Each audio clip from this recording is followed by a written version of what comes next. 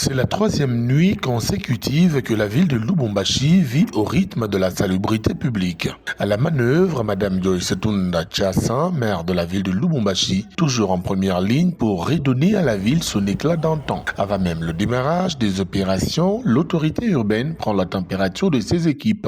À l'hôtel de ville, elle s'assure que tout est en place. Déploiement des cantonniers, disponibilité du matériel, mobilisation des services techniques. Tout est fin prêt pour cette troisième douche nocturne, une opération désormais emblématique de la nouvelle dynamique des propriétés à Lubumbashi. En file indienne, Joyce Tunda Tchassa, entourée de ses services techniques et des cantonniers, met le cap sur Square Forest, précisément sur Kasavubu Coin Forest. Ici, la priorité à l'évacuation des déchets qui entravent la salubrité. Tricycles, tractopelles et autres engins lourds sont mis à contribution. Chaque équipe outillée s'active sans relâche. Même exercice sur les avenues Forest Coin Kasavubu, Mamaemo, Chaos, Kapenda, Lufira et Lubilangi. Devant l'ancien siège de l'Assemblée provinciale, la maire supervise personnellement les travaux, veillant à l'exécution rigoureuse des opérations. Sur le terrain, M. Hubert en profite pour lancer un appel au civisme environnemental, condition essentielle pour pérenniser cette vision de propriété pour départ de Tunda Tchassa. C'est vrai,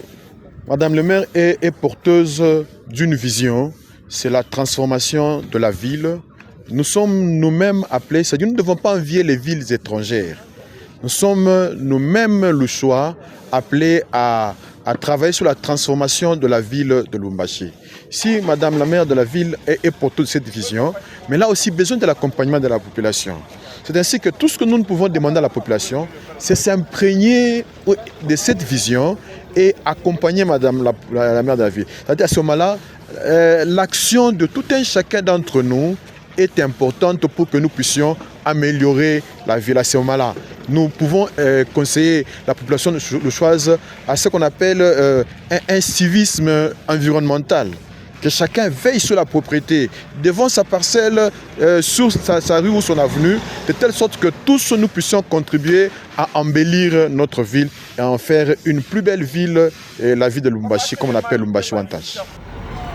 Camions et tractopelles s'activent pour dégager les immondices, tandis que les servitudes de l'État sont progressivement libérées. Sur l'avenue Lufira, l'autorité urbaine rappelle la mise en demeure déjà notifiée aux occupants illégaux ayant érigé kiosques et terrasses sur le domaine public. Ces actions de Madame le maire sont pratiquement à la base d'une révolution dans la manière de tenir la ville. De tous ceux-là qu'on a connus comme maire de cette ville, on n'a jamais vu un d'eux qui prennent une nuit, 2 nuits et 3 nuits successives sur la rue avec les agents afin de veiller sur la propriété de la ville et non pas seulement donner des injonctions, mais accompagner toutes ces actions par sa présence et ses orientations de manière permanente. À minuit, Madame le maire et sa suite font escale à la place de la Poste. L'avenue Sende, sous les projecteurs de la nuit, est entièrement nettoyée. Des déchets sont également dégagés sur l'avenue Kassai, devant le marché Mzeloron de Ziri Kabila. C'est sur ce site que le coordonnateur Gous Tikumba détaille les axes prioritaires de cette troisième nuit d'assainissement. On a divisé la ville en deux.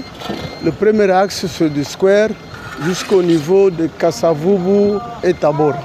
Maintenant, l'autre partie, c'est LDK jusqu'au Likasi. Nous trouvons que c'était une bonne façon de travailler la nuit, parce que dans la nuit, là, il n'y a pas beaucoup d'embouteillages, il n'y a pas d'obstacles.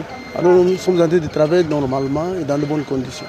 Et surtout, les agents sont tellement enthousiastes de la manière qu'ils sont encadrés par Madame le maire.